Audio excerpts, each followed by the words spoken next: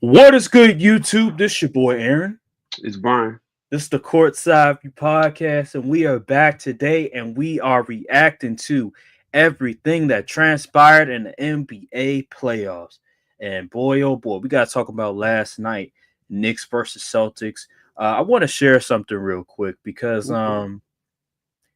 after what transpired last night, I feel like it's appropriate to share just this thing that I saw online, right? Because it's Okay. egregious. It's egregious.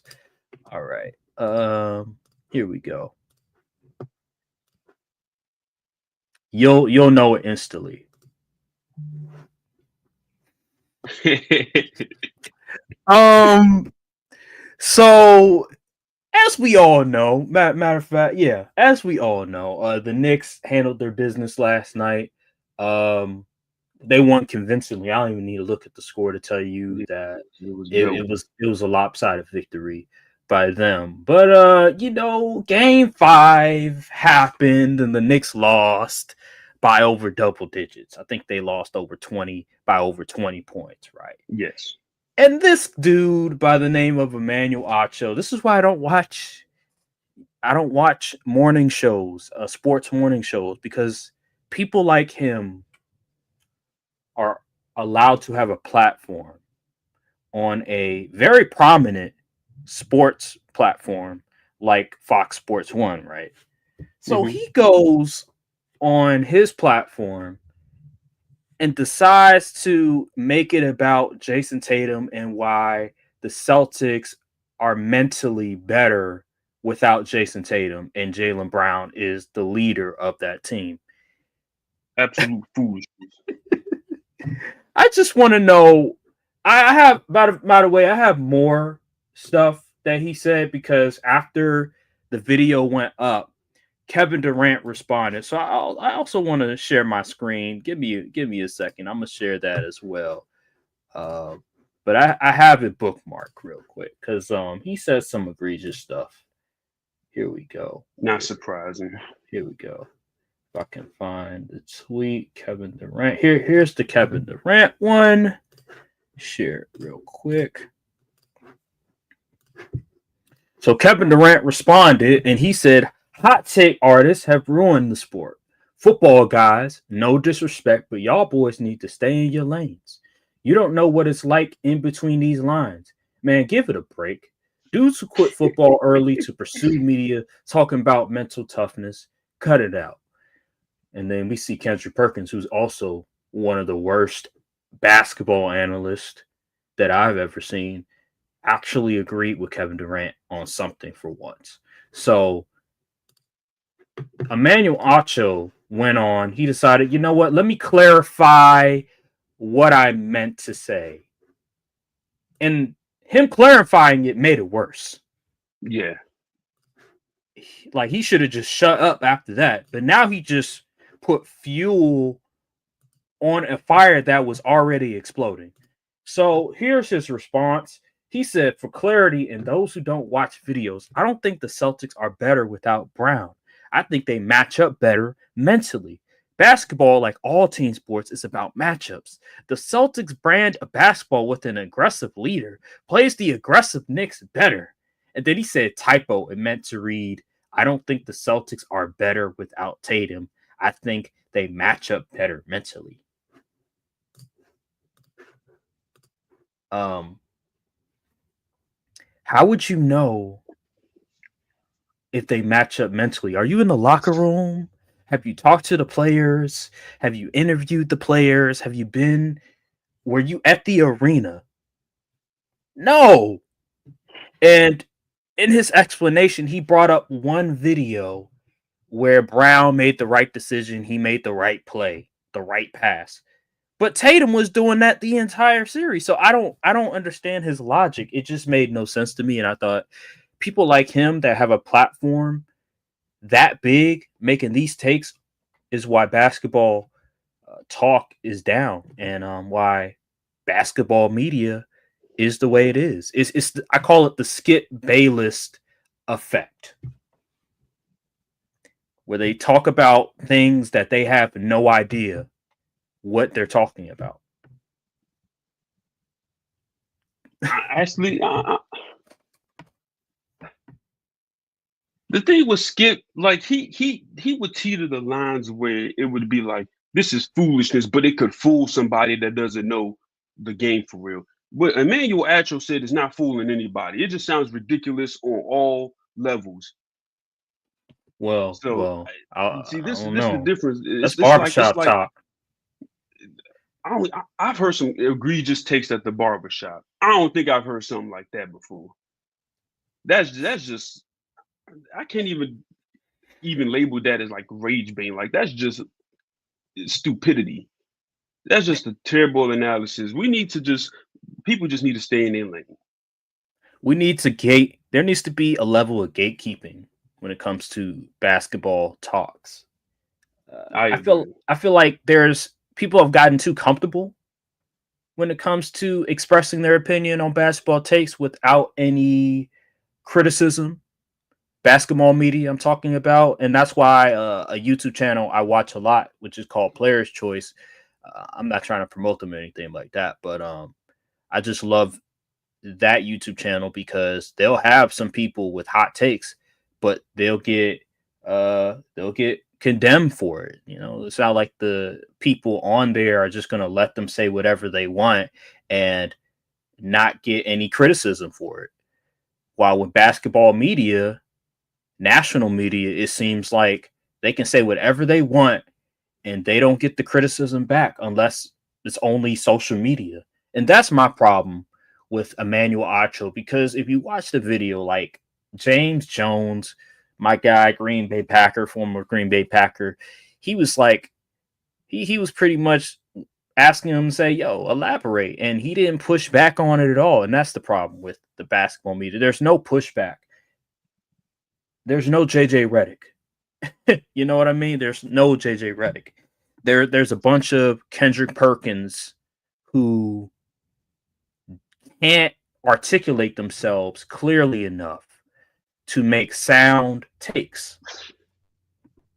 So I just wanted to show that because it's funny that the game afterwards, the Celtics are getting cooked by 40 points with Jaylen Brown on the court. And he gets fouled out In the third quarter. in like the third quarter when the game was pretty much over. Anywho, moving on, I just wanted to get that out the way real quick. Celtics, Knicks. Celtics are eliminated. It is over. It's The empire Josie. has crumbled. The empire has crumbled. We gotta look at some stuff real quick, man, because this is very important. Okay. If my screen will let it. Okay.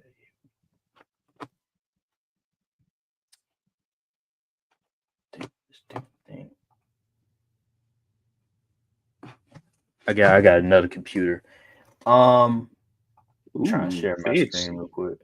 I mean, I've been using two computers. It's just, let me see. Boston Celtics. Here we go. All right. So let's look at the box score. This is game 6. Jaylen Brown, 20 points, 6 assists, 6 rebounds, 7 turnovers, 6 fouls. I mean, enough said on that point. 8 for 20 shooting. Al Horford, he was okay, but he couldn't guard me or you. Luke Cornett, 2 for 3. Drew Holiday, 1 for 8. Derek White, 3 for 11. Kristaps Porzingis, who has been a no-show for pretty much the entire series, 1 for 4, and Peyton Pritchard 5 for 10, but that was meaningless. And then when we go to the Knicks side of things, we have OG 23.7 for 18 shooting.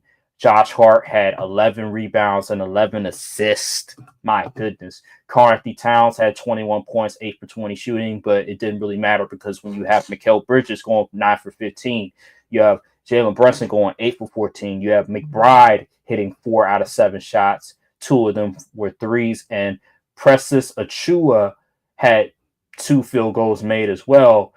Chances are you're going to win that game. So salute to the Knicks. Celtics, they have a major problem on their hands because with Jason Tatum going out with that injury, specifically an Achilles injury, they're going to have to make some decisions very soon because, oh yeah, and by the way, I don't want to just get off of the Jaylen Brown criticism because I feel like it's very important, especially what Emmanuel Acho said.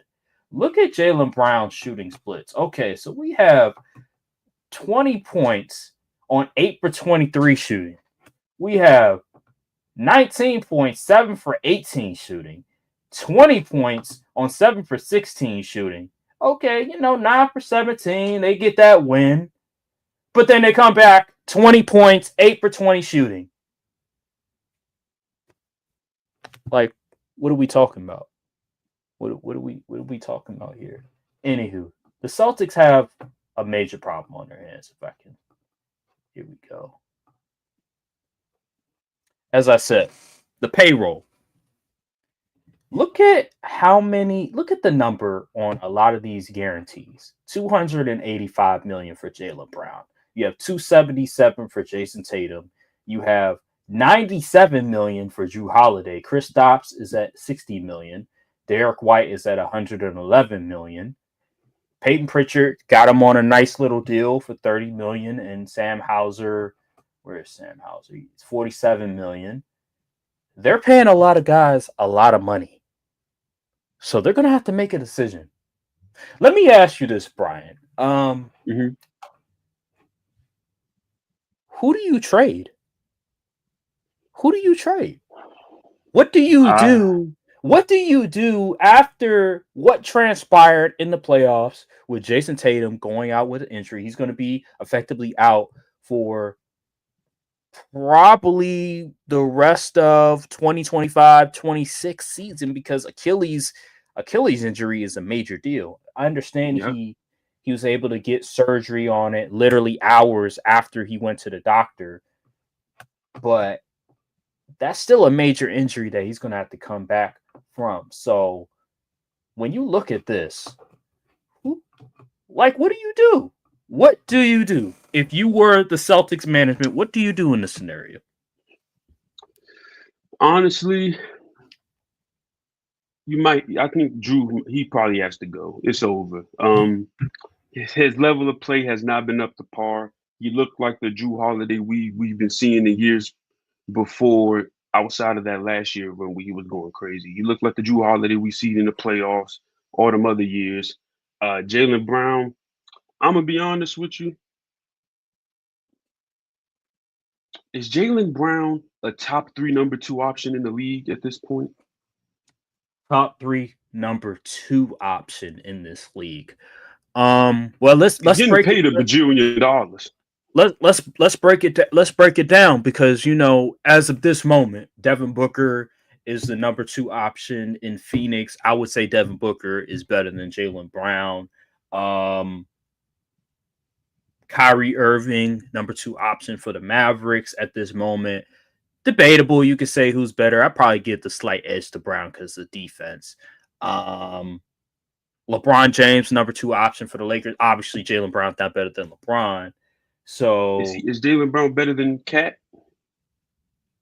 Ooh, I would say no. I say Cat is better because Cat he's I think he's might make second team All NBA this year. I don't think Jaylen Brown's going to even make an All NBA team this year.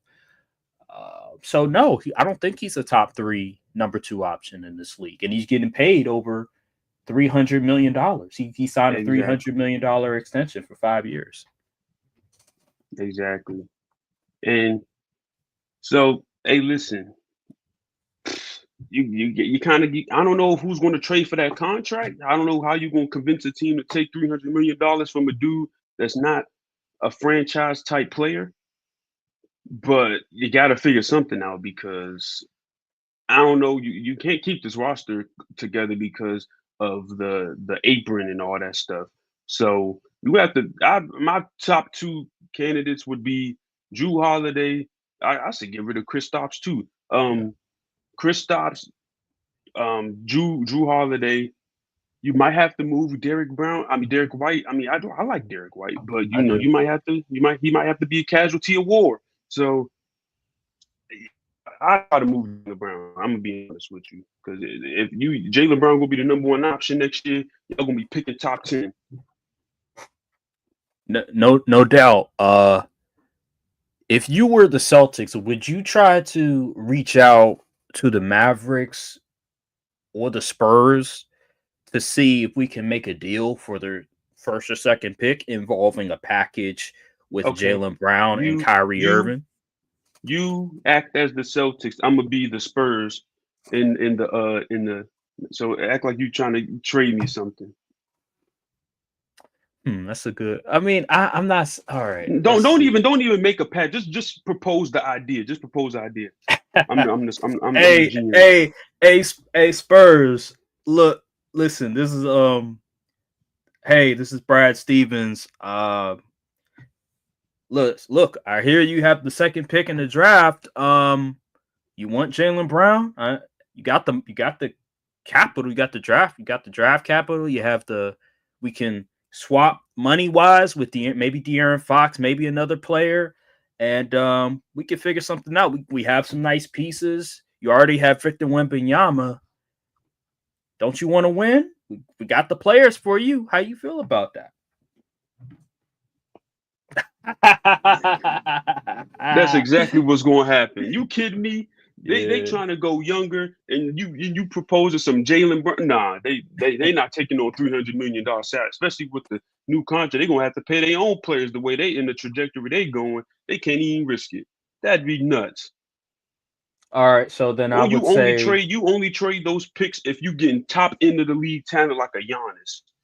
that's true. That is true. So I would say then Jaylen Brown is probably off the table for any trade scenarios considering his contract. So then we would be looking at Drew Holiday and Kristaps Porzingis as the odd guys out. Excuse me. Maybe Al even a Derek Horford. White. Al Horford is going to be off the books after the season. So Drew Holiday and Kristaps Porzingis are going to be the odd man out. But how are you going to move that Kristaps? Because he made well, actually I take that back because he has an expiring deal. Like after 25, 26, he's off the books. So you can move that Oh, so contract. you could just dump the contract. But the Drew Holiday contract is going to be very hard because he signed all the way until 27, 28. Yeah. And if you can ask any Celtics fan, Drew Holiday has slowly declined. He's not the same Drew Holiday from the previous season. He's not even the same Drew Holiday when he was with the Bucks. So for you to move Drew Holiday, it's going to be very difficult, unless you're going to maybe you add a pick on with it, but his salary alone is going to make it very difficult to move, especially in this new CBA. Yeah. Are NBA teams is like eating a salary on a trade? Is that only an NFL thing, or they do that in the NBA too? I think you have to match salaries. Okay. Yeah, it's just a lot harder in the NBA. You have to match the salaries in order for it to work.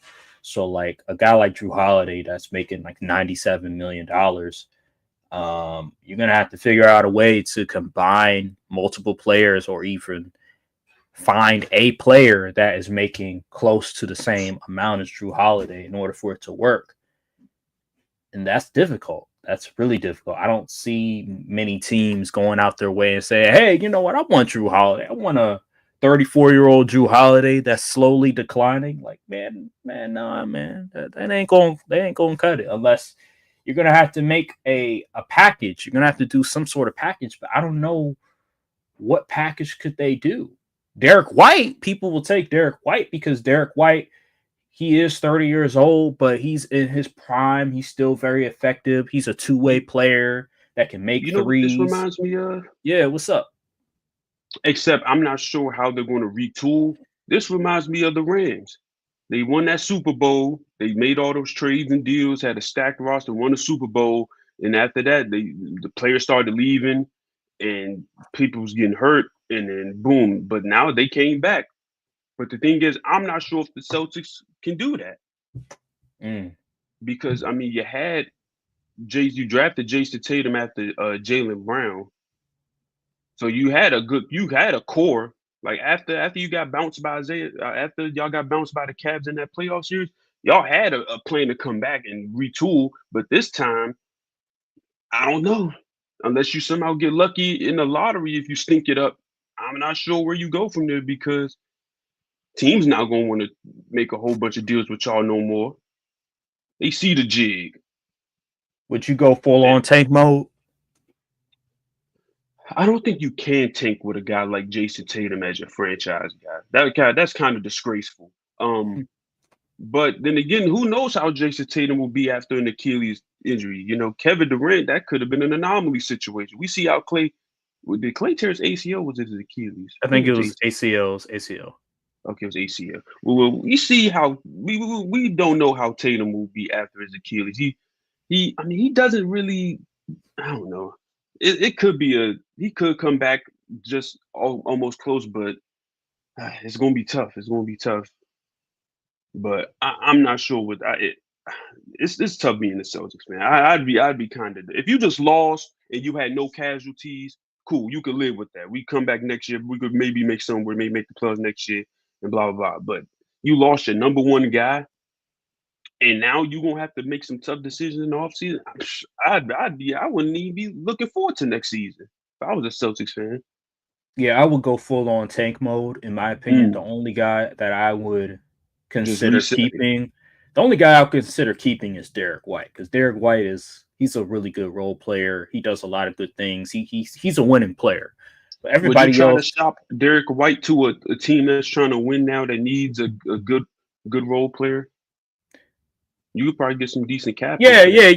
Nobody is Yeah. untradeable. Nobody is Okay. untradeable. If Derek White is going to give me a bunch of draft capital, then by all means we can make do with it because the Drew Holiday contract is going to be very hard to move. So you might have to move Derek White, especially with Drew Holiday and his age.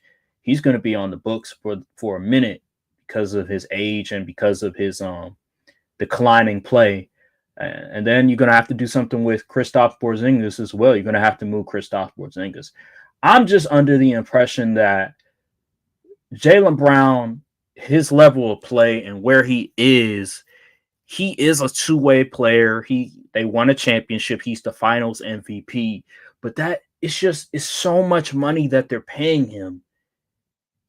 Especially when you know that Jason Tatum, he's going to be out for pretty much the entirety of next season. Do you want to pay Jaylen Brown all that money? Me personally, I don't want to pay Jaylen Brown all that money, especially when I know Jason Tatum is going to be out. I'm trying to get as many draft picks as I possibly can. So by the time Jason Tatum comes back for the 26-27 season, we can make some trades, get a bunch of young, talented guys in there that won't cost a whole lot of money. Basically the NFL route in a way. Basically how the NFL does things, but just an NBA form. I just don't think it's a good idea to continue to have Jaylen Brown on this team making all that money. Yeah. Yeah, $300 million for a number two guy is You got to trade him. You have to figure out a way to trade him. I just don't know who would take the salary at this moment. Neither. There are a lot of dumb teams out there. A lot of dumb that teams. is true. That is true. Like I'm trying to think. Utah, Chicago, Charlotte. You know what I mean? That are just losers, continue to lose, but you can figure out a way to add Jaylen Brown onto that team and make the money work. So those are like a couple teams I could think off the top of my head, but for the most part, it's going to be very hard because of that salary. I don't think We'll any see. team with any sort of a young core is going to take Jaylen Brown. I've seen it. Trust and believe. Well, I mean, yeah, team like the Hornets. And but it's the circumstance is a little different. These owners is cheap. They're not trying to pay no additional money being over that apron or nothing. So if it's over the apron, no team is going to do it. But yeah, if they can figure out a way to trade for Brown and stay under the apron, then the teams will do it. yeah, They just want to stay competitive. Look at the Kings. What the Kings are doing. They're just trying to stay competitive. They don't care about really winning that much. But and the Chicago Bulls as well, obviously. But those are teams where you might be able to figure out a way to get Brown on the squad because those owners, all they care about is just remaining competitive. They don't care about, oh, let's make the playoffs. It's just as long as we can sell enough tickets and we could give fans hope that we might be able to make the playoffs. Like making the play-in that's their ceiling. So I would say that could be a possibility, but other than that, but yeah, let's move on. A little bit more about, I would say, the Knicks, particularly, if I can. Let me see. So I want to talk about the Knicks real quick. Obviously, we didn't think that the Knicks were going to beat the Celtics. I know I had that famous video months ago where I said the Knicks match up with the Celtics very well. This is before the season even started, and lo and behold, I was correct in that fashion. But I'm not going to take too much credit because, again, I thought the Celtics were going to win this series. But yeah, I call it the core five. The core five: Jalen Brunson, Mikal Bridges, OG Anunoby, Josh Hart, Karl-Anthony Towns, all played well this series, all contributed mighty well. And I think for me, watching the series, Mikal Bridges was the unsung hero of the series. He was the X factor of the series. If Mikal Bridges didn't turn up like he did in some of these games, specifically, if you remember, I think it was game 2, Mikal Bridges, he was like shooting a terrible percentage. And then the yeah, fourth quarter came. Jalen Brunson was out. Karl-Anthony Towns was on the bench. And he just started going crazy. He was hitting every single shot. And they were able to win that game. Mainly, they were able to come back and win that game. yeah, Mainly because of Mikal Bridges' ability to hit mid-range shots and defend on the perimeter. So he was the X factor of that series. And then you have to also give credit to the best player, Jalen Brunson, and also Karl-Anthony Towns. He was hitting a bunch of clutch shots as well. And Josh Hart, he was doing a lot of the little yeah, things, the rebounding, the assist. He was just able to make a lot of the winning plays that you need from one of your role players. And OG Anunoby played amazing perimeter defense at times, and he hit a lot of at times his offense wasn't the greatest, but he would hit a lot of timely shots that really yeah. propelled the Knicks to get things going. So just talk a little bit how you felt about just, I call it the core five, the starting five, and how they contributed to the Knicks winning. Um, man. Now, I will preface this by saying the first 2 games, their offensive performance wasn't the greatest, yet they No. still was able to get it done because the Celtics just choked. But what I saw later on as the series continued to continue, I saw more of that. The I saw more of what I thought the Knicks was going to be coming into the season and coming into the playoffs. People, they was working, the synergy was working. Players were starting to find their groove. They was getting into rhythm on offense. The ball was being spread efficiently, and the rotations were working. Players weren't gassed out there. Uh, Tim, Tom, Coach Thibodeau, you was kind of wild, and you was up 1 billion points, and you still had starters in with like 4 minutes left. I don't know what that's all about. You playing with fire, but hey, salute if that's the type of brand of basketball you want to play, so be it. But yeah, man, I was just glad to see like a lot of like last game and the game before that. It was almost the whole starting five had about 20 points, and it was great to see. And Josh, like you said, Josh Hart being one of the more underrated guys on the team. He's getting like he had a triple double last game, Right. and so it's just I was just impressed. And Mitchell Robinson even coming off the bench getting some good. I know he had one defensive possession on Jaylen Brown last night, He couldn't even get a shot off. Like he closed out. Jaylen Brown looked like he just got trapped in a corner pretty much, and you just panicked. And I was like, oh, hey, that's what you need from your guys coming off the bench. And so the biggest test for them going forward, obviously, is going to be the Pacers. The Pacers like to get out, they like to run, and they will catch fire from shooting. And if you aren't sticking to your man and you ain't falling for trying to close out on people driving, they will drive and kick you to death. The Pacers will. And if you can keep Halliburton under control, that still might not be enough because Nah, freaking Miles Turner hitting threes, Nimbard is hitting threes, even freaking um who's the other guy? I can't Aaron remember his name. Naismith, Yeah, Nate Smith. Like they just got bruh. dudes all over the place. They got shooters all over the floor. Even Benedict Mathurin has been playing well these playoffs.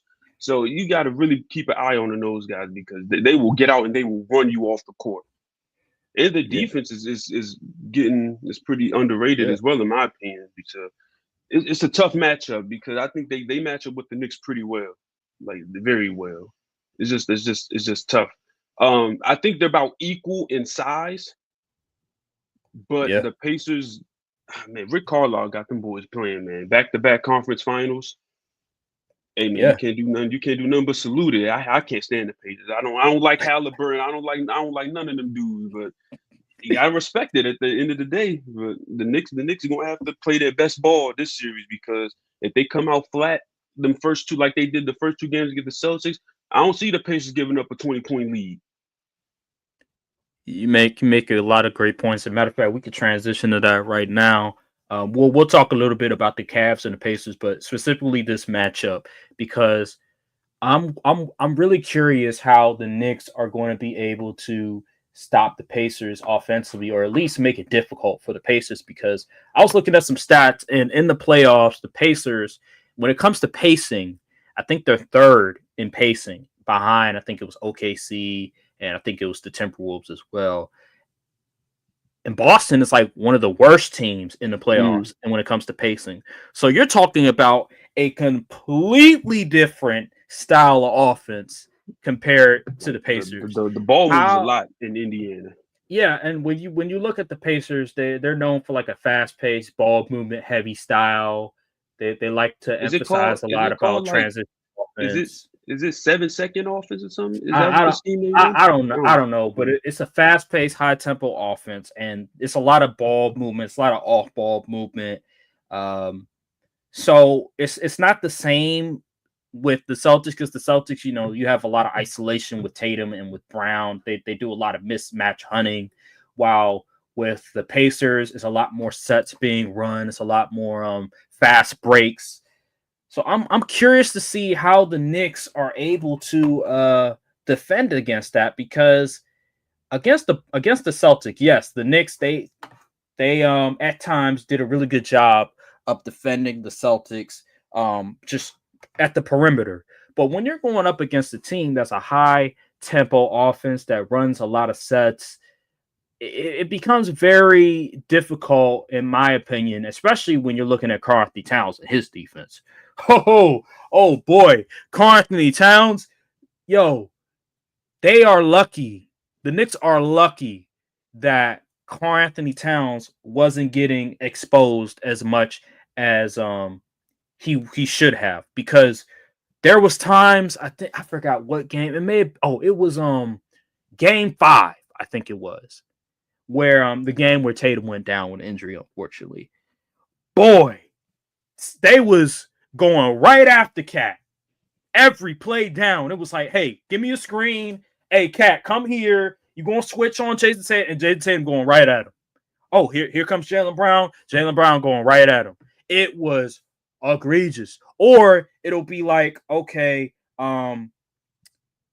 maybe it'd be like a dribble handoff or something like that. Or Tatum would come off of a screen and Cat would have to switch, but he would look all confused and not know that that's his man that he's supposed to switch on to, and Tatum would get a wide open shot. Derek White would get a wide open shot. Jaylen Brown would get a wide open shot. This series, good luck. Let Good me tell you luck. something. The Pacers. One thing I noticed about the Pacers is they like to put you on that island, and you're gonna have to sit in that chair and play some defense.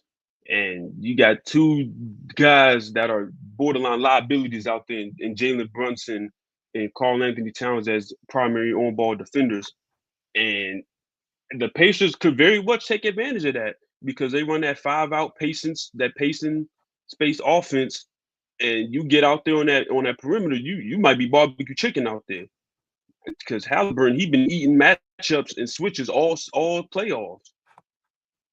And then Yeah. even if you do try to stop on the shot, he's gonna kick it right out to a shooter, and it's going. Well, we already know how that turned out for the Cavs. And the I Cavs, they will had guys to defend, but it still didn't matter. I will say though I, with the Knicks, they do have this they had advantage. better. They okay. Explain. Yeah, defensively, I will say they have the advantage in that the Pacers aren't a great isolation team.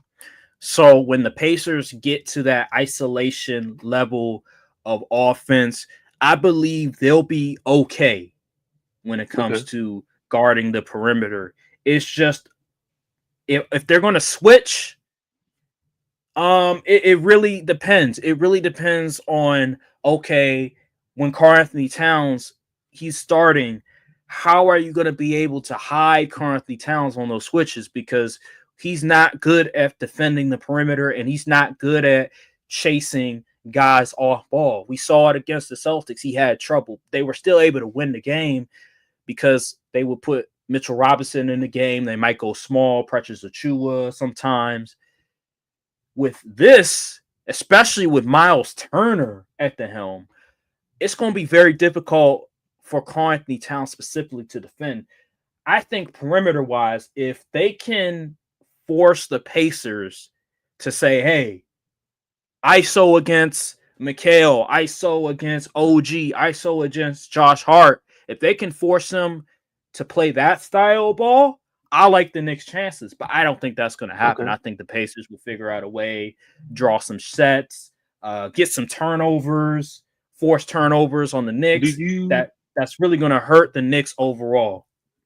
do you have any statistics on the Knicks interior defense?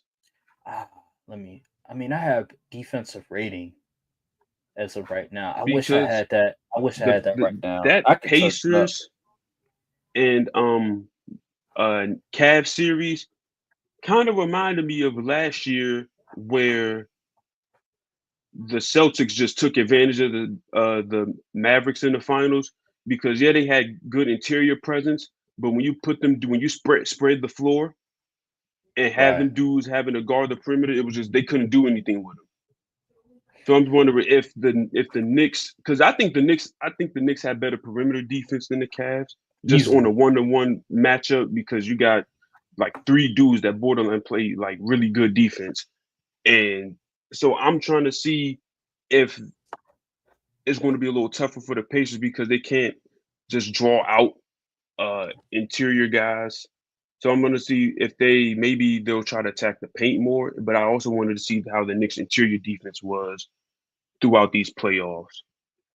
Um, I'll say this: if I'm the Celtics, I'm trying everything I can to get the Pacers off You that 3 point line. you mean the Knicks if you're the Knicks? I said, what did You I said say? Celtics. Celtics. Well, I wanted the Knicks to do the exact. See, that was one of the things that pissed me off about Game 5 is that they kept allowing Jason Tatum to get off threes. I'm like, run him off the 3 point line and force him to do fall away jumpers. But if I'm the Knicks, I'm trying to do whatever I can to run the Pacers off the 3 point line because that's what they excel at the most. That's what they want to do the most is chuck up a bunch of threes. And when you're trying to go band for band with them when it comes to 3 point attempts, it's just not going to work in your favor. So they have to figure out a way to run the Pacers off of that 3 point line. If it by all means, if it's an open mid-range jumper, if they're able to drive to the lane, so be it. But you have to figure out a way to not allow the Pacers to chuck up over 43s. Because if they chuck up over 43s, it's going to be a problem. It's going to be a major problem. So that's how I'm looking at it is they have to make sure that the Pacers aren't chucking up a bunch of threes. You can't let this get to a shootout pretty much. Yeah, You have to make it a low scoring game. 98, one of those scores like 98, 100, 98, 96. If it gets to like 110 range, 105, 110 range, then that's a problem. Because that's where the Pacers they want to be at. They want to be at that range where they can uh, score a bunch of points because they're one of the better offenses in the NBA at that department. Um, so yeah, I'm curious how the Pacers maneuver, and I'm curious how the Knicks maneuver. This series is going to boil down to how are they going to hide Karl Anthony Towns, and also I think with the Pacers specifically, can they've been a lot better defensively in these playoffs compared to the regular season. They were 15th, I think it was, in defensive rating, and now they're like eighth in defensive rating. They're like I think they're like 111.9. Yeah, they're like 111.9, I think it was, compared to 114.3. And if you compare where they are now to the teams in the regular season, they're around the Warriors, the Cavs, the Timberwolves. These are the Celtics. These are all great defenses. So that just lets you Right. know how good they've been playing defensively. When the narrative is, oh, they only score points, but no, they actually play good defense. I just wonder with the Knicks, like offense. What do you think offensively they should try to do this series? The Knicks, Yeah, man, I don't know. Yeah, I'm not sure. This is a question for like Tim Legler. I Because think I know what they should do. okay. What should he I do? think I know. I think well, I think they need to figure out a way to slow the tempo. That's I was one. going to say that, but Yeah, that's like I'm pretty sure everyone has tried that. obviously, but the thing is, they have something that not many teams have, which is a elite post scorer at the center position, Mm, and that is Karl Anthony Towns. I think Karl Anthony Towns he has to have a great series. He always needs to have a great series, but this series specifically, he needs to be otherworldly on offense because with the way that the Pacers are playing, like you have to slow the tempo. You have to give post touches to Karl Anthony Towns. If not, then you're pretty much feeding into the hands of the Pacers. Obviously Jalen Brunson has to have a great series. Obviously, Mikal Bridges, you want him to have a great series. But I think Karl Anthony Towns, he needs to enforce his will on this series because the Pacers' interior presence in the regular season, not great at all. That's why I thought Giannis was going to have a race series against the Pacers no matter what, which he did. This, in spite of the fact that they lost in 5. But I think they need to go through Karl this playoff series if they want to have a chance of winning. So, that's fair. That's fair. my next question would be, who's the X factor for both teams? X factor for both teams. Hmm, I'm gonna say Cat. I'm gonna say Cat. I'm gonna agree with you, and I'm gonna say Cat. He needs to be the guy in this playoff series because I don't think Jalen Brunson alone is going to be able to beat him. Because we've seen Donovan Mitchell try to do a one-man show, and they got up out of there in what 5 games. So, Mm-hmm. and yeah, I'm gonna go Karl Anthony Towns. And for the Pacers, their X factor, I'm gonna say, hmm, I want to say Miles Turner. Miles Turner. I want Okay. to say Miles Turner. Why do you think Miles Turner? Because he's been having a pretty good playoffs this series, but I need him to not be scared of that moment against the Knicks because the Knicks, they play physical with you, and the Cavs they weren't super physical or anything like that. They it was a lot of left to be desired on the floor. But I think Miles Turner, if he establishes like starts working out of the post, make Cat work on both ends of the floor, I think Yeah. that'll be some problem. Like you got to hit your open shots. You got to post them up. I seen Miles Turner hit some crazy shots. I ain't even know we could do that. And so Miles Turner, and bring that pressure on defense. You just got to make it. It's really going to be Cat versus Miles Turner for me. That's the matchup I want to see because both of those are the guys have pretty exceptional skill sets, and I want to see how they're going to make each other work on both ends of the floor. I think Halliburton, he's going to do Halliburton things. I think Nembhard and Naismith and them, they're going to hit all the shots they've been continuing to hit. Bennett and Mathurin, he's going to have to play consistent ball this series. But yeah, I think Miles Turner is going to be one of the underrated, unsung guys that needs to step up for the Pacers. Okay, I think for me, the X factor for the Pacers has to be Aaron Naismith. They rely heavily on his perimeter defense and his shot making ability from the 3-point line. If he's not able to defend at a high level and if he's not able to hit his shots at a high level, it's going to make it very difficult for Indiana to win, especially the fact that the Knicks, as we mentioned previously about their core five, which is their starting five, and that amount of firepower that they have. So I think Aaron Naismith is the X factor. Um, I could have went Nemhard because I feel like Nemhard, Naismith, and Halliburton are the three guys that are the most important in the series. But I'm gonna go Naismith because of his defensive capabilities as well. With the Knicks, um,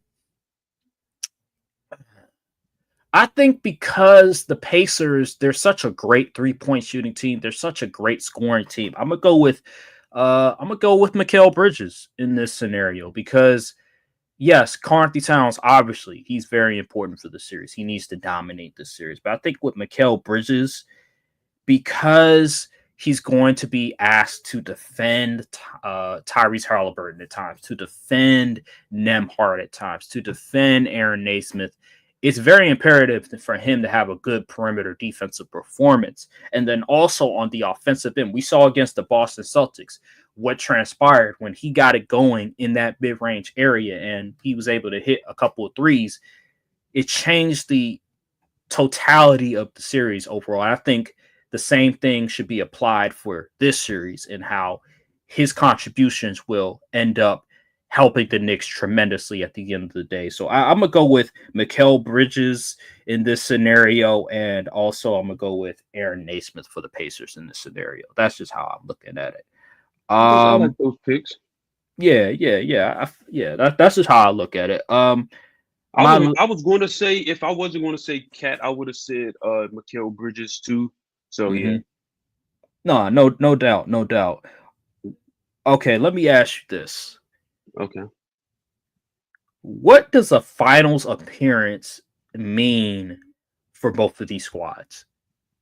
Oh, it means a lot, man. Especially historically for the franchise. Them boys ain't Pacers ain't been to the finals since what the 90s? Since 2000. It's Oh, funny. It's 2000? ironically enough, the Knicks haven't been to a finals since '99. The Pacers haven't been to a finals since 2000. Yeah, And the man. last time the Pacers been to a finals was the year they faced the Knicks in the Eastern Conference Finals in 2000. Mm, And the uh-huh. last time the Knicks been to a finals in the Eastern Conference Finals, the Pacers and the Knicks played each other. Mm. Hey man, this is it's destiny at this point. History repeats itself. That's what they say. It would mean a lot, man. It would mean a lot for these teams, man. These were prominent franchises back in the day, and especially the Knicks. It would mean a lot for the city of New York if they were in the finals because they haven't had much to root for up until recently. The Knicks were terrible, you know. It's after Melo years, it was dark for them, and for them to rise up out of the ashes with this core and this group of people, 4 games away from a finals appearance, man, that got to feel good, man. That got. I wish my team would have that kind of hope, but it would mean so much for these teams. I know, and team, people have been wanting to see new blood. Well, not new blood, but newer faces in the finals on the grand stage. And yeah, I know everyone doesn't. Not everybody likes the Pacers or whatever, but it would still be cool if they were in the finals. I guess even I wouldn't enjoy it that much, but. Get the young, get new faces in the finals, man. It's always a good thing when the sport sees newer guys that never been on this stage before reach that level. Yeah, and another thing that's funny, I just mentioned those 2 years, but the last time the Knicks, well, if you want to go further back, 1994, the Knicks versus Pacers faced each other in the Eastern Conference Finals. So the two times the Knicks made the finals, they had to go through the Pacers twice in the 90s. Exactly. So it's hilarious, and all in the conference final. So that I just wanted to point that out. It's hilarious how things sort of This is repeated itself over time. generational rivalry right there. Yeah. That's why it makes it so great, and the fact that you have two dudes that are the best players on their squad, and they play the same position. Mm-hmm. And to top it all off, WWE predicted this a year ago. They were the first ones to promote it. It's Maybe just Adam Silver is Vince McMahon adjacent. Full circle moment. But yeah, man, this is gonna be a great series. I want to go to something else. I want to turn my attention to real quick the Cavs and the Pacers. We don't really need to go into particulars about the series itself. I want to go into the specifics on where do the Cavs go next from here, because they were the number one seed. They won over 60 games. They were having an amazing series, one of their most historic seasons in franchise history, and they lose in the second round to the Pacers in 5. It's not like it went to 7. They lost in 5 convincingly. Where do the Cavs go from here, in your opinion? Do you think they need to make a move, make some trades? What do they need to do? Listen, you got to get rid of Darius Garland. You got to get rid of him. I'm sorry. He's just not a good playoff performer. Let's just keep it real. He's been injured. And I know what people say about players sitting out for injuries, but bro, it's the playoffs. Jamal Murray was sick, still went out there, was getting buckets. I'm not really trying to hear it. I'm sorry. That's just the old school mentality. I don't want to hear it. Your toe hurt, but you was good to play the next game. Sure, okay, whatever. And you wasn't even playing good either. So I guess playing sitting out. I guess it really didn't matter. You got to get rid of Darius Garland. I'd probably say you got to get another shot creator. Donovan Mitchell cannot be your number one, your only offense in the playoffs. Like Donovan Mitchell was doing everything out there, putting up 40 points nearly every game in the season and not mattering because you would lose. So you got to get another shot creator. Like it's a must, because at this rate, it's just going to be Donovan Mitchell out there providing all the offense for you. Honestly, you might have to move off Jared Allen too, because what was he doing out there? I don't know. Maybe I wasn't looking hard enough, but I didn't really notice Jared Allen doing much of anything out there. And as we can see, Evan Mobley is clearly not the guy offensively just yet. I'm not saying he'll never get there, but he's just not there yet.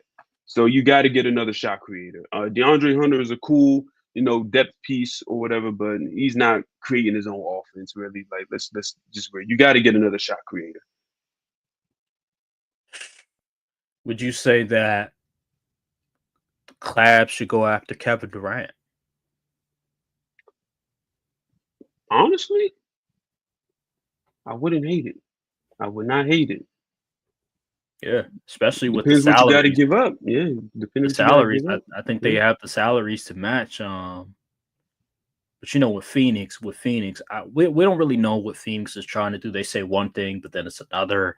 But yeah, I agree with you on the Darius Garland point. You're not going to win a championship when you have two dudes in Donovan Mitchell and Darius Garland as your backcourt. Listen, Donovan Mitchell is an average defender.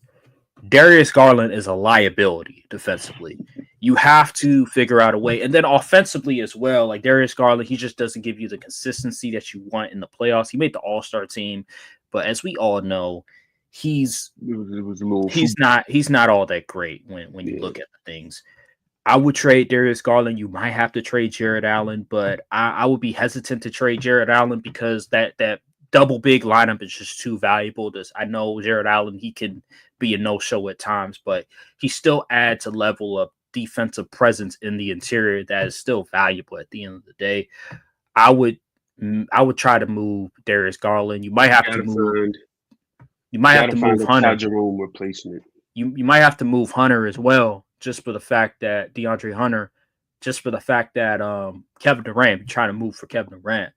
But I would try to get Kevin Durant. You have to get somebody that could be another option for Donovan Mitchell, because Donovan Mitchell, he had an amazing playoff series. It's just he had no help at all. And he was battling injuries also. Like, you could tell he was dealing with some type of injury. He didn't have the same explosiveness that he normally has. He didn't have the same first step, but he was still able to score an enormous amount of points. Yeah.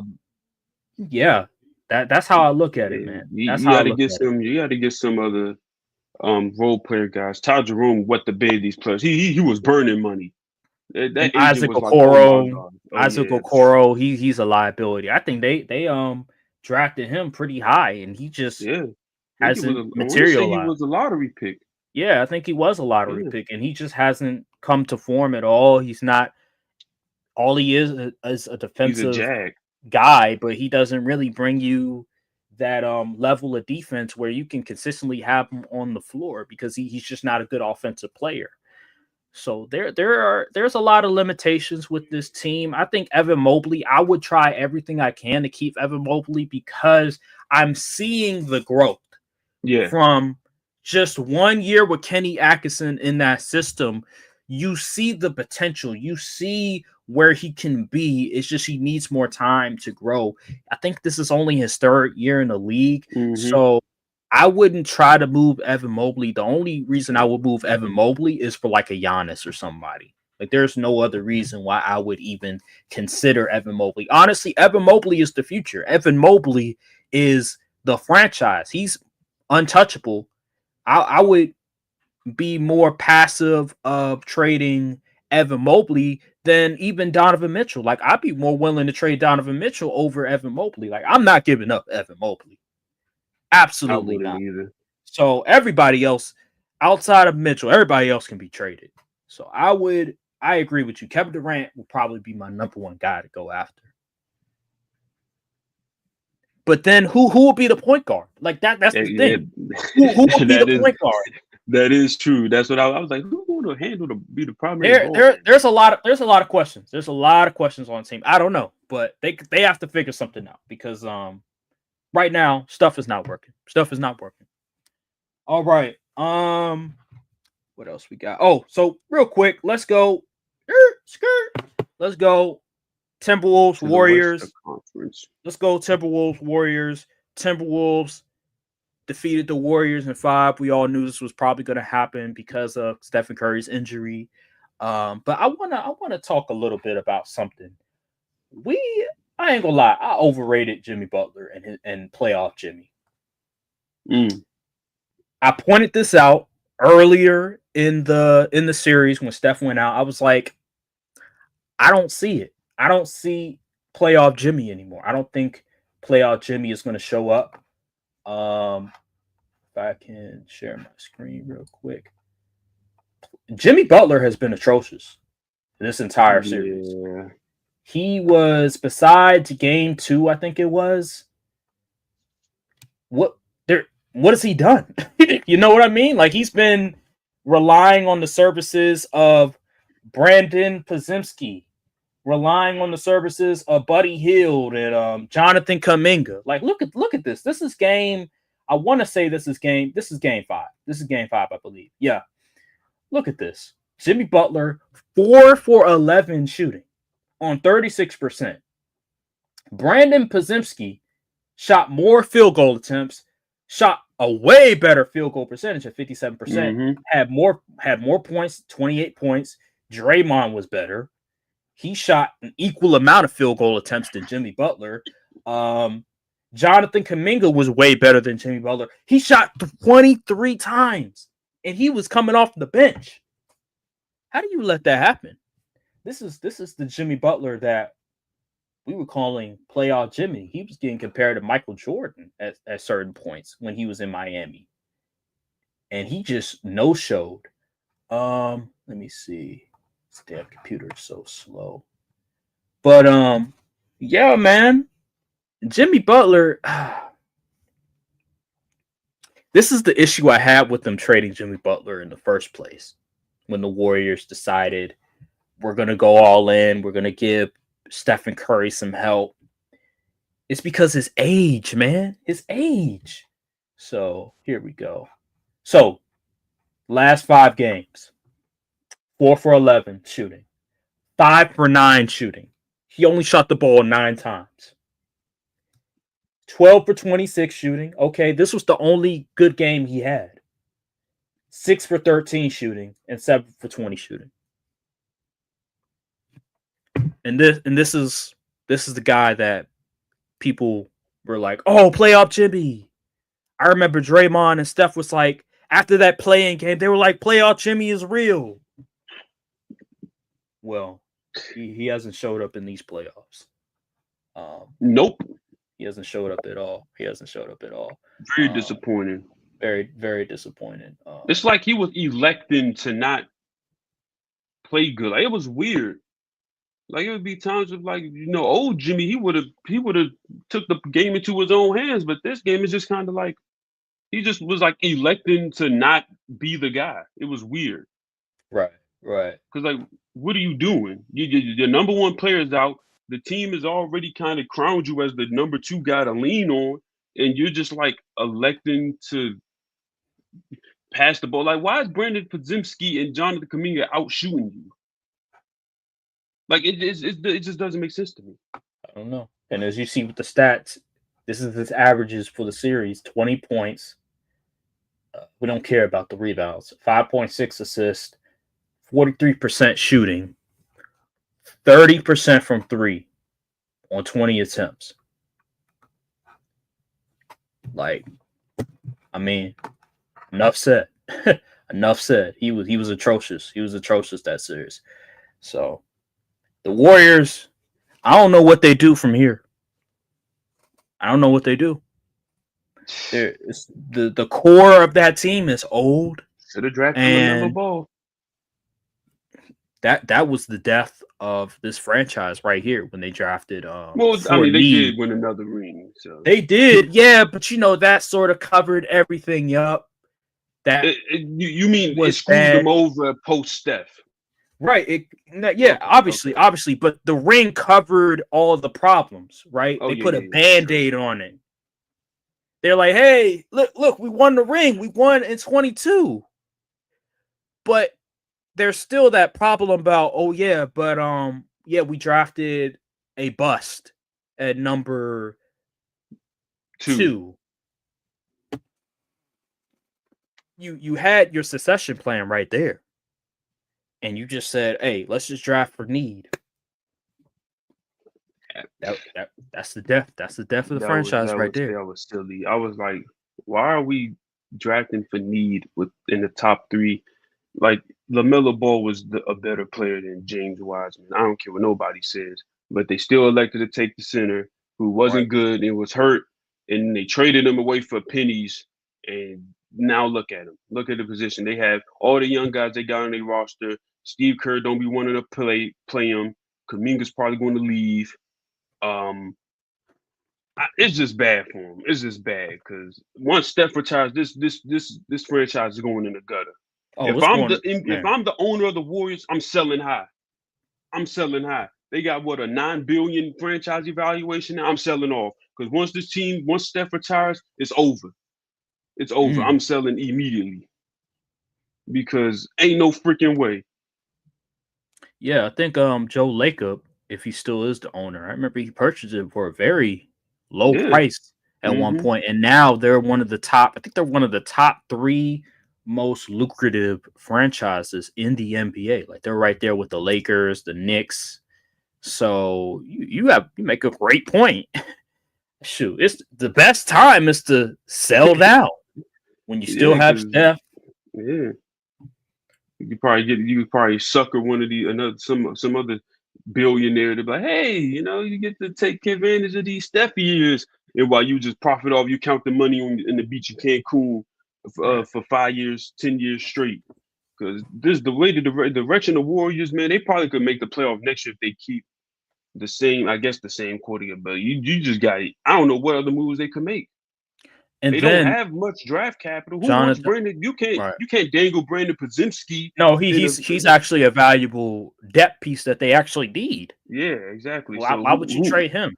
They're gonna Moses have to trade Moody? What Jonathan team is Kaminga. biting in that? Like, They're gonna have to trade Jonathan Kaminga because I think he may be a restricted free agent. If not, then oh, he's gonna. I hear reports that they're working on a trade as of this moment. okay. Obviously, considering that Some young team will take a flyer oh, on him. no doubt. And I saw something about how Maybe the Pistons. yeah, yeah. I saw a report on how like the reason Steve Kerr doesn't play Jonathan Kaminga a whole lot is because there are times in the game where Jonathan Minga is on the floor with Steph and he's pretty much like going rogue in a sense where Oh, he's you know the offense he's goes through going off Steph. script. Yeah, he'll go off script. And that's a problem for Steve Kerr because he's like, yo, you're not the guy. Steph is the guy. Right. We go through Steph. The play is for Steph. The play is not for you.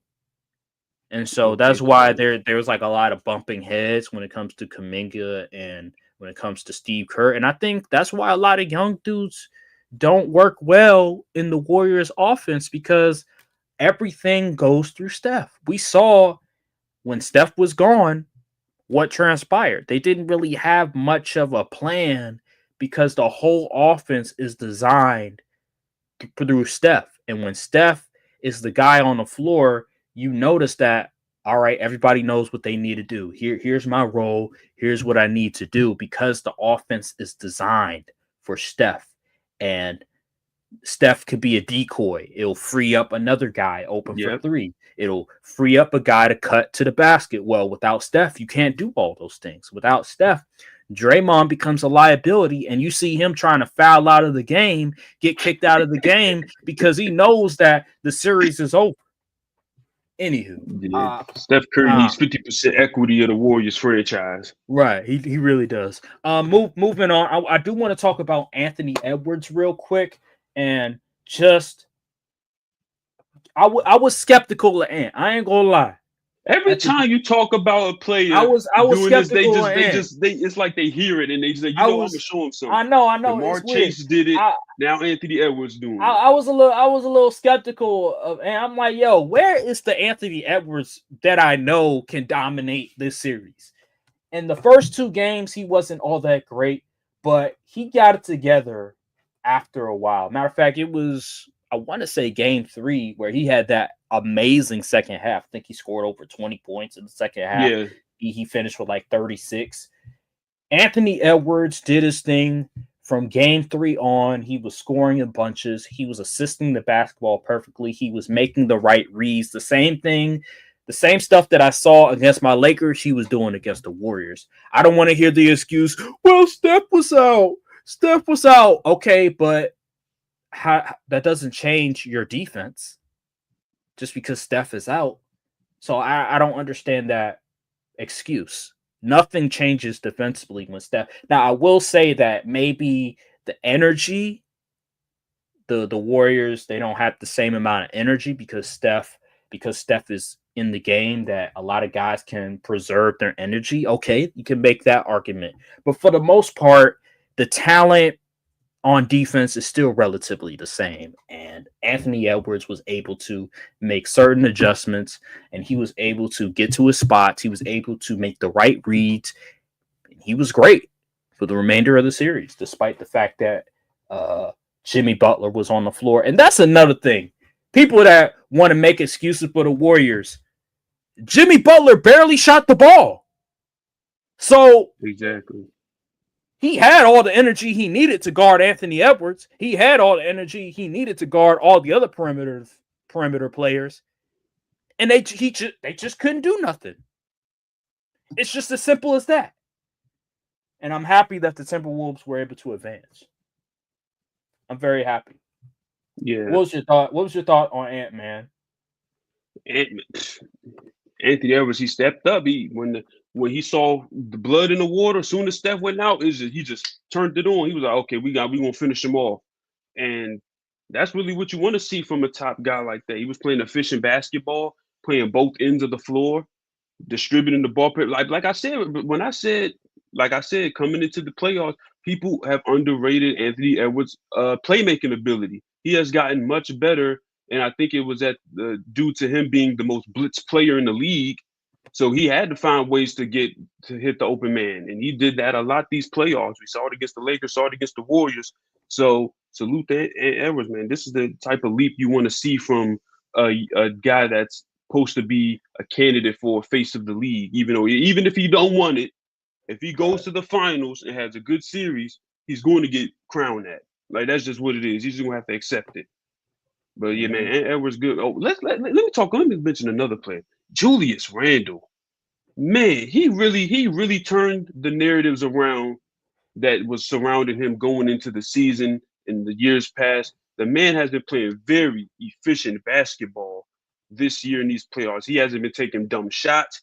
He's been very contained. He's playing well in the system. He's getting good shots off. And he's making the right plays. And I think he's even playing some defense too. It's just like Julius Randle has been very, very good. One of the more underrated players in the entire playoffs around the league. He's been playing really good ball, man.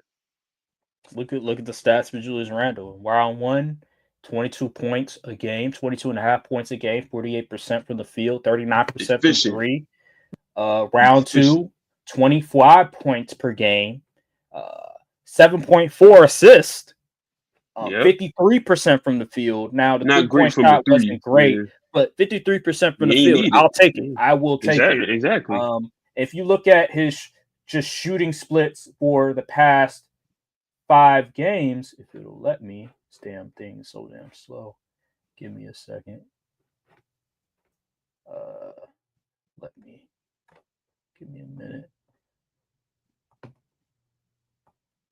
Like you can just see from the little screen right here, you can see how much going to the Timberwolves helped the splits. He's shooting 3% better from EFG. Right. His field goal percentage is up. His win share. I'm not sure how win shares work, but his assist is up. Don't worry about the win shares. Yeah, I don't care about win shares. Yeah, like a lot of his free throw percentage is even up. Like he's just been playing very good. The Timberwolves was a good destination for him. So last 5 games, 29 points in game 5, 31 crazy. 31 game 4, 24 game 3, 24 game 2, 18 wasn't the greatest, but look how efficient he was. 58%, 43%, not the greatest, but they still won. He contributed in a great way with 12 assists. 12 assists. 52% from the field. Come on, man. 31 points, and then you have 29 points, 72% from the field. Come on, man. Like he's been amazing. And then also I got to give Jaden McDaniels a lot of credit as well, because against my Lakers, he was amazing. Against the Warriors, he was amazing. So those guys, that big three right there really helped propel. And you know who else? Who's starting to rewrite a little? Rudy Gobert. Oh man, Rudy Gobert's been playing good these playoffs.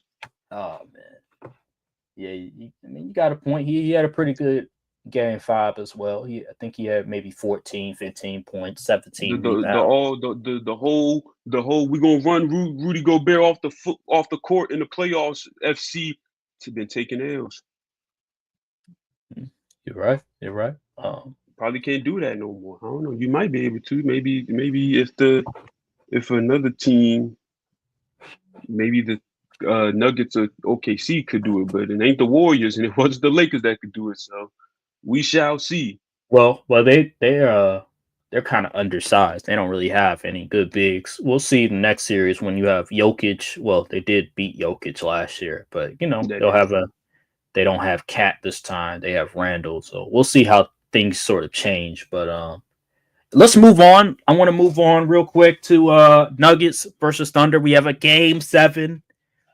Two of my favorite words. Yes, Sunday. That's going to be great to see. I cannot 3:30 wait. Game 7 kind of feels weird, but I know. But it's Sunday. You know how they do it with Sunday. They want to get things out the way so people can enjoy the rest of their day before they have to go back to work. But yeah, man, Game 7, we have Thunder versus Nuggets, and reports have come out that Aaron Gordon, he's dealing with an hamstring Hamstring. strain. So he's a game time decision. He's very doubtful right now. Hamstrings is very tricky. I wouldn't be surprised if he plays the game just for the fact that it is a Game 7. I wouldn't risk it because hamstrings, again, is very dicey. It's very dicey. We saw with Stephen Curry, and now he had to sit out for the remainder of the series because his hamstring, and it was just a grade 1. But with Aaron Gordon, he's a lot younger, but still, you still have that thing to worry about. With that in mind, I was still going to pick the Thunder to win this game, but now I'm very certain that the Thunder are going to win this game. Despite the fact that the Nuggets have been in this situation before, and Nikola Jokic is the best player on the court by far, I just think the Nuggets, they just don't have enough dudes that are going to help Jokic at the end of the day, and Jokic is going to get tired. Jamal Murray is going to get tired. I don't like this matchup for the Nuggets in Game 7. I know they just won in Game 6. I know Lou Dort laid an egg. I know Jalen Williams laid an egg, but when you're going, they have back-to-back Game 7s, back-to-back series where they're going on a Game 7, and you're requiring Jokic to put on the Superman cape, and he's been very inconsistent in his production.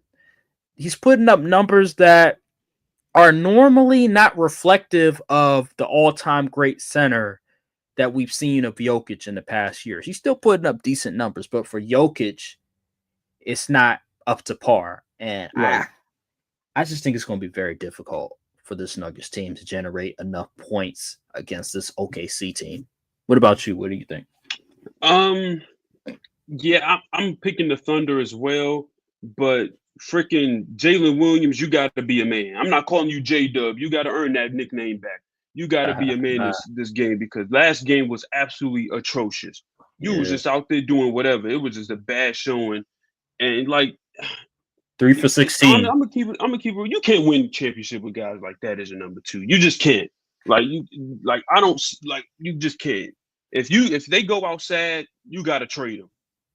You gotta cut bait. You gotta cut bait. You gotta find a guy that's going to be a man in the playoffs, because you can do all that regular season performing and all that, but when you win 16 games, we're gonna need the best players. And if you ain't ready to step up, you're gonna have to step out the way and let a new guy come in, because this is ridiculous. You're supposed to be the number 2 guy, and you ain't been playing well. It's point blank period. SGA, he's going. Listen, I hope SGA ain't gonna have to put up 50 points to get this win. But shoot, the way these dudes is playing, he might have to. You're going to have to put up at least 20 shots. What? Empty the clip, man. I don't care about none of that. Just make sure they're efficient shots. Just shooting foolishness ain't gonna help with nobody but the rebound numbers. And as far as the Nuggets side, like you said, Aaron Gordon being hobbled with hamstring injury, he's been a very good player for the Nuggets these entire playoffs. Him being hobbled, hamstrings, man. For the people that don't understand how severe hamstring injuries are, they play basketball. You use your legs in basketball. You got to jump. You got to move side to side. All of that stuff your hamstrings need to be held up for to do that. So if he ain't doing that, his shot could be thrown off. He won't be a lob threat anymore. Like, it's just bad. It's bad work for them. And honestly, I don't trust Russell Westbrook in the Game 7. I just can't. I can't trust Russell Westbrook in the Game 7. He's bound to do something to mess it up. But we saw with James Harden when they played them last year. Russ is bound to do something goofy. Like, I could just feel it. I don't trust Russ in the Game 7 setting.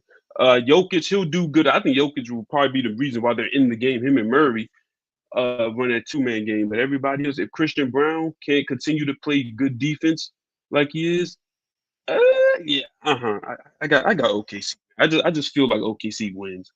It's just something's telling me that they win. But they gotta get good production. Like Jalen Woods, you gotta step up, man. Like, seriously. And Chet, you got to do a little more, Chet.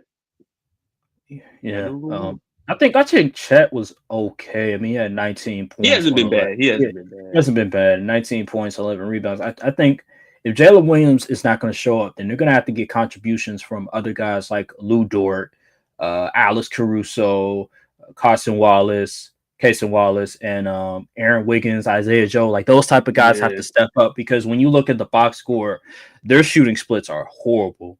So if Jalen Williams is not going to step up, they need contributions from those guys off the bench. Because if you remember, I think it was game 5 where the Nuggets were down. Well, the Nuggets were actually up at one point, and OKC, the head coach of OKC, he he took out Lou Dort. I think he took out even Jalen Williams, and he brought in like Cason Wallace. He brought in I think it may have been Aaron Wiggins as well, and Alex Caruso with Shea, and they were able to go on a run. They were able to make some shots, make some threes, and they won the game because of that. This game, if Jalen Williams and Lou Dort aren't hitting shots, I think he has to do the same thing. The head coach has to mm, do the same thing where you have to bring in some level of 3-point shooting to counteract whatever the Nuggets doing because it's do or die. Gotta put feelings aside, put them in the back burner, put the best players possible in rotation for you to win this game. And they have a bunch of depth. Like yeah. I'm crying out loud. Like they got so many guys that can shoot threes, that can defend the perimeter. It's not like nobody's really a liability in that rotation. So they have guys that they can go to. It's just about who has the hot hand, who can hit threes at the best Putting the right moment. five on the court. And if somebody is cold, you're just gonna have to sit them Yeah. aside and say it's just not your night. Like Lou Dort. Honestly, OKC needs to package some of those depth guys and go out and get another shot creator because it's all good having all that depth in the regular season is great, but once you get in the playoffs, then that rotation needs to be shortened to 7, 8 players. That's facts. Because we saw with Boston last year, all they needed was 7 dudes. Yeah, And this year, yeah, depth is great, but you need a reliable 8 to 7 guys that can yeah. give you offense, that can defend on a consistent basis. And with OKC, they don't necessarily have that specifically because at times you'll have certain dudes making shots, but then another game, those certain dudes are not making shots. So A we'll lot of see. We'll variance see. and variables with that, with all those depth guys. I honestly, I'd package them up and try to get another star.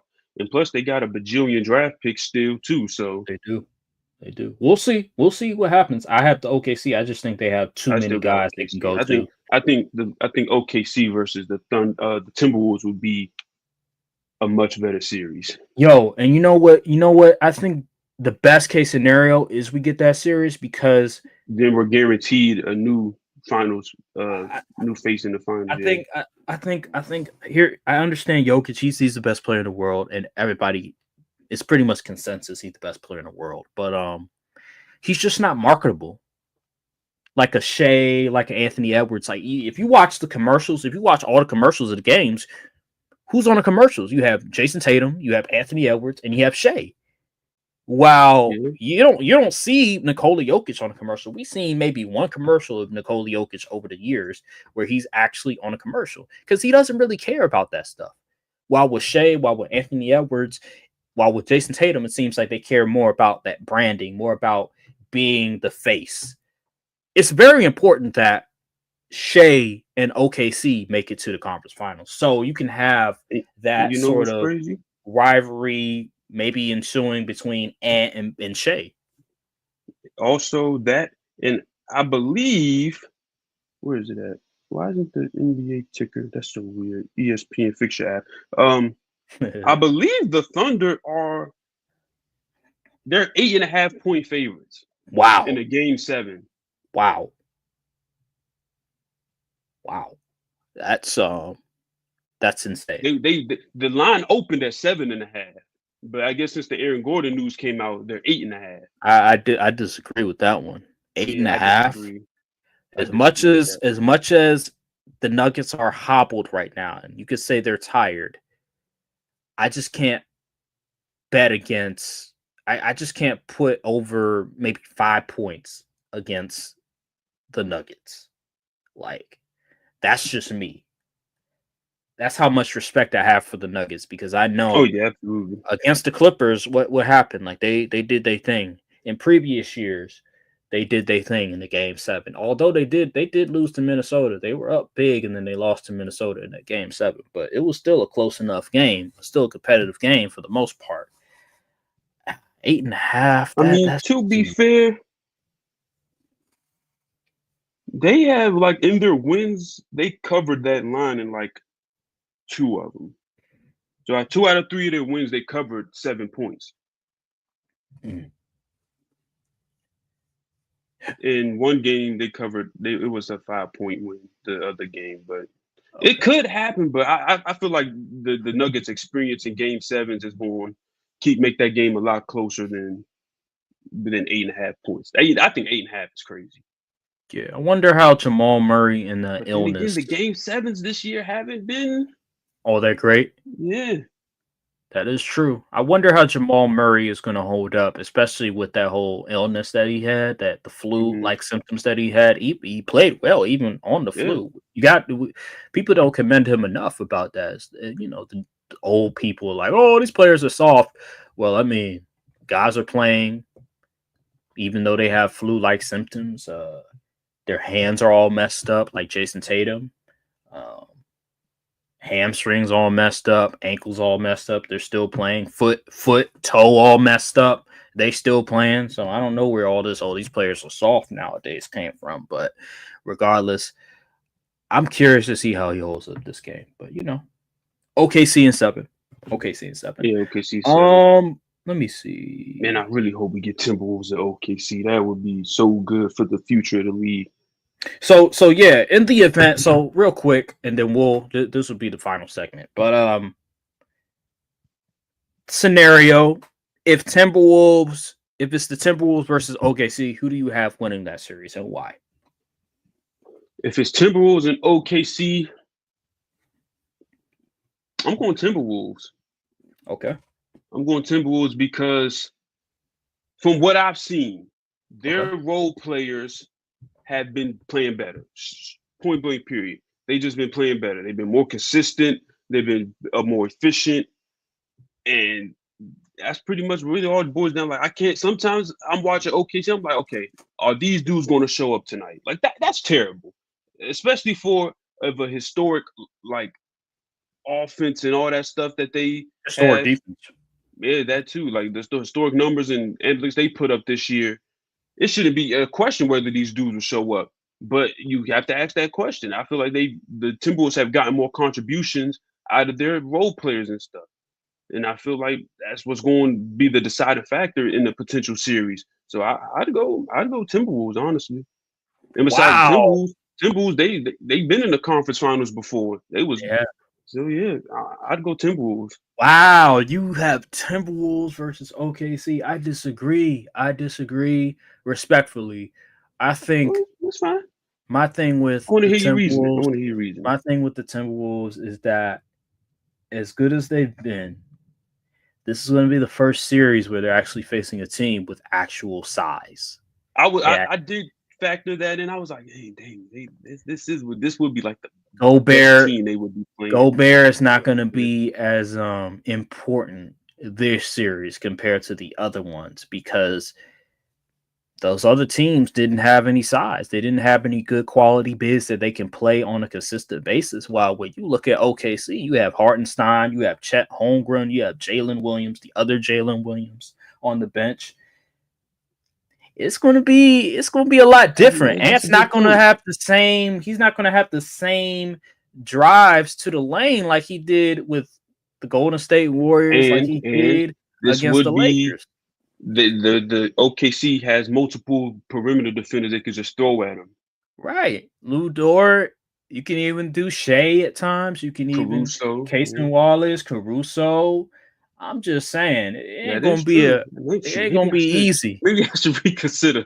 It ain't gonna be easy for Minnesota and what they want to do. And then when I look at OKC, yeah, you could say, well, yeah, Minnesota, they got Jaden McDaniels, they have Nas Reed, he's a pretty decent defender, and he can do a lot of different things as a perimeter and as an interior defender. But I just think with OKC, their defense and their athleticism, they can match up with the Timberwolves because they're also very athletic. They also have a lot of size, and I believe they have a lot more depth than the Timberwolves because they go 1 through 10, while the Timberwolves they'll go maybe 1 through 8 or something. That you Do have you your Nas know the Reed and Johnson. Thunder's So record against playoff teams? I do not know the record. I believe last time I checked, this could be slight misinformation, but if it is, it's not on purpose. I believe it was 14-16. And this is the past 2 years, or is this just No, a this was season? this year. It was Oh, this year. this year, 14 and Yeah. 16. I believe because they went against the Lakers. I believe they were 2-3.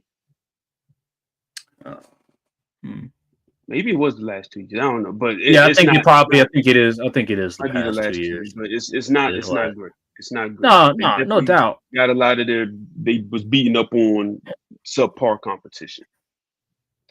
And just to repeat, this is the I believe this is Timberwolves. including playoffs as well. This is what is this? OKC or the Timberwolves? OKC. So again, like last year, you got to remember that they didn't have Caruso and they didn't have Hartenstein. This year, they have that depth with Hartenstein and with Caruso that has really helped them tremendously on the defensive end. They were already a good defensive team, but with them, now they become a historically good defensive team. And they also can add a little bit of offensive firepower as well. Hartenstein, he has that hook shot. Caruso, he can shoot them threes. He could drive to the lane a little bit like that. I just think that OKC has too many guys that they can go to on a defensive end and offensively, despite the fact that Jalen Williams, his offensive outpoints at times can be very inconsistent and he can be underwhelming. I just like OKC's versatility on offense and on defense. While with Minnesota, I spoke about Ant. What about Julius Randle? Julius Randle also has taken advantage tremendously against undersized teams. So now when you're going up against a team that's not undersized, that have a bunch of bigs that can match up against Randle's physicality, it's going to be very difficult for Randle as well. And Jaden McDaniels. So I like the Thunder in this scenario. They just have too many ways to match up with Minnesota in this matchup. So I like OKC in this matchup. I'll probably go. I'll go. Man, this is tough. If I believe what I believe is going to happen. They said the Thunder were I'll 8 go and 6. 8. 6. Yeah, I'll go 6. Thunder and 6. Ooh. I'll go 6. It says the Thunder were 8 and 8 combined against Houston, Golden State, Minnesota, and Denver. They were 60 and 6 against the rest of the NBA. This was this year. Yeah, this year. So once they played them teams, and funny, that's including Timberwolves and the Nuggets. I think they were 2-2 with the Nuggets and 2-2 with the Timberwolves this year. So honestly, if we going off that logic, I think it goes to 7 next season. I think it goes to 7. I think it goes to 7. You also got to remember, you bring up those stats, but I hate to bring up another team, but let's not recall like the Knicks went 0-4 against the Celtics in the regular season, and we saw what they did to the Celtics. True. Although yes, Tatum got hurt towards the end of Game 5. They still would have lost. The Knicks were up at like almost double digits. Yeah. They were up at like 9 points, and they were. Tatum had 42 points, and they still was down quite. They were, and if you recall, around that time, Tatum he was starting to miss some shots. The offense wasn't flowing all that well, so the Knicks it looked like the Knicks were going to win that game, regardless. Yeah. Like the Knicks, they were like against the top contenders in the NBA. I don't think they won a game against anybody, and they still made the conference finals. So I understand that stat you want to put out there, but the thing is, though, the Knicks have shown that stat has been corrected. The OKC is still struggling. As you see, we're going to Game 7. Right. So it's a pattern at this point. I just think OKC has too many dudes that they can rely on I offensively said and the same thing defensively. against this Nugget series, and look what happened. Well, we'll see. We'll see. Again, this Yeah, is we'll just a see. hypothetical Yeah, this is scenario in this the yeah. event that OKC faces the Timberwolves. Now, on the Nuggets side of things, if the Nuggets were to face the Timberwolves, who do you have? I think Timberwolves run them. Really? Man, Yeah, this is a tough one. Nuggets will have I, home court advantage in this scenario. that is true. But They will have. man, I just feel like the Timber. I feel like maybe not run them. I think they win in 6 though. I do think that the Timberwolves win in 6 because the Aaron Gordon injury is concerning with the hamstring strain, and I don't see the it. athleticism, the size and athleticism of the Timberwolves is going to be very hard for the Nuggets to match. All and again, if they beat the Thunder, it's like, well, they just beat the Thunder, so why would it be hard for them to beat the Timberwolves? And so, I don't know, man. I'll probably, damn. Is Russ going to be playable in that Timberwolves series? I think. I mean, he's playable, and he's been playable, and he's made some good plays in this series as well. Man, if the Nuggets beat the Thunder, who I believe is the best team in basketball, God, what would the Timberwolves do different? Like, what would the Timberwolves do differently that the Thunder did? Like, that would be, God, Good question.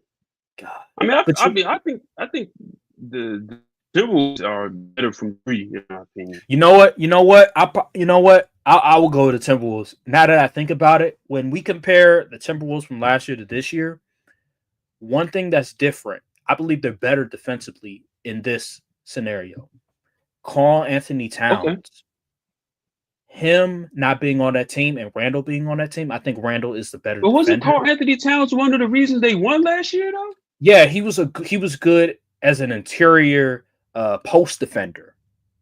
Okay. That's what he was reliable upon when he was matching up against Jokic in the post. I thought he handled himself pretty well. But when you ask him to come out and defend switches and defend guys on the perimeter or chase guys off screens, that's where he'll have a problem. So I think Okay. Randall is better and at that department than a Karl Anthony Towns. So I like Randall as a defender in this matchup. Offensively, I thought Karl Anthony Towns was very valuable for the Timberwolves against the Nuggets. I thought he was the best offensive player for the Timberwolves that series. So that can be a question about, okay, where they're going to get the offense generated from. I'll probably go with the Timberwolves because they're the fresher team. They're not dealing with no injuries, and the Nuggets are kind of banged up. So I'll probably go Timberwolves in 6. Yeah. Yeah. And they know how to match up against Nikola Jokic. Exactly. All right, well, that'll do it for this long episode of the Courtside View podcast. Make sure to like, subscribe, comment down below, hit the notification bell, follow the socials as well. And we'll see you guys on the next episode of Courtside View podcast. Thank you guys for watching, and peace. Salute. All right, salute.